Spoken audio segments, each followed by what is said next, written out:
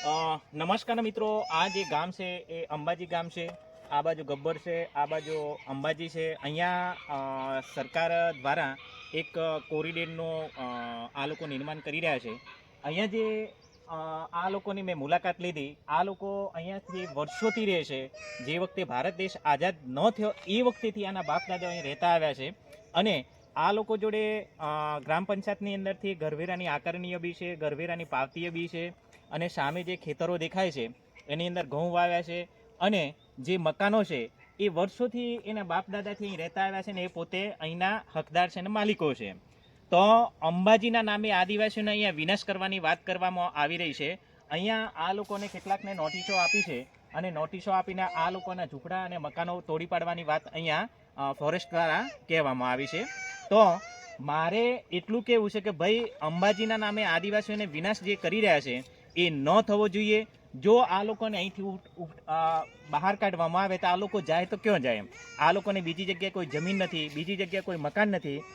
અને સરકારે વૈકલ્પિક વ્યવસ્થા કર્યા વગર આ લોકો જો આ રીતના મકાનો આ લોકોને જો પાડી દેવામાં આવશે તો અમે લોકો આના પડઘા છેક ગાંધીનગર સુધી ઉગ્ર આંદોલન કરવામાં આવશે.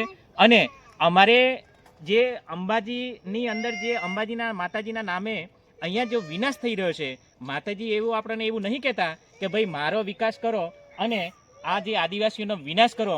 એ માતાજી નહીં ઈચ્છતા. માતાજી પણ એવું છે ને આ માતાજીના કેટલાક અહીંયા પૂજારી છે વર્ષોથી એવું કહે છે કે અમે માતાજીને પૂજતા આવ્યા છે, મંદિર હવે થયું છે, એને પહેલાંના અમે અહીંયા રહેતા આવ્યા છીએ. બરાબર? તો આ લોકોને અહીંથી જો હટાવવામાં આવે તો આ નાના નાના ભૂલકાઓ છે મિત્રો, જુઓ તમે, આ ભૂલકાઓ જાય તો કયો જાય એમ. અત્યારે આ લોકો છે ને છેલ્લા 1-2 દિવસથી જમવાનું પણ કેટલાક લોકો છોડી દીધું છે. એવું કહે કે આ લોકો અમને કાઢે તો જઈએ તો કયો જઈએ? આ લોકોને આગળ પાછળ બીજું કોઈ જગ્યા છે નહીં. તો મારે સરકારશ્રીને એક વિનંતી કરવી છે, જો આ લોકો અહીંયાથી કોઈ પણ બીજી જગ્યાએ લઈ જવામાં આવે તો એની વૈકલ્પિક વ્યવસ્થા એ લોકો બીજી જગ્યાએ એ લોકોને જમીન આપે જો અંબાજીનો વિકાસ કરવો હોય તો, અને મકાન પણ એ લોકોને બીજી જગ્યાએ બાંધી આપે અને પછી જ આ લોકો અહીંથી હટશે.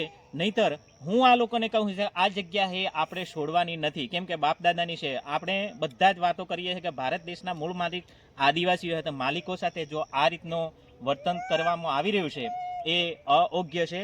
આ બિલકુલ શરમજનક વાત છે કે વિકાસના નામે, અંબાજીના વિકાસના નામે જો આદિવાસીઓનું અહીં શોષણ થતું હોય, આદિવાસીઓને અહીં હનન થતું હોય, આદિવાસીઓને અહીં પલાયન થતા હોય, સ્થળાંતર થતું હોય, તો હવે પછી અહીં ચલવી લેવામાં આવશે નહીં. જેવી રીતે આપણે ગુજરાતની અંદર તમને ખબર છે કે જે આપણે સ્ટેચ્યુ ઓફ યુનિટીની અંદર ઘણા બધા ગામડાઓ ખાલી કરાય, એવી રીતે અહીં પણ ઘણા બધા કુટુંબો અહીં ખાલી કરવાની વાત છે. પણ અમે હવે પછી થવા દઈશું નહીં. અને આના પડઘા શેક આખા ગુજરાતની અંદર પડશે. આ ન થાય એટલા માટે હું એક વિનંતીથી ફોરેસ્ટવાળાના મિત્રોને વિનંતી કરું છું, કોઈ પણ આદિવાસીને અહીંયા દખલગીરી કરવામાં ન આવે. જય હિન્દ, જય ભારત.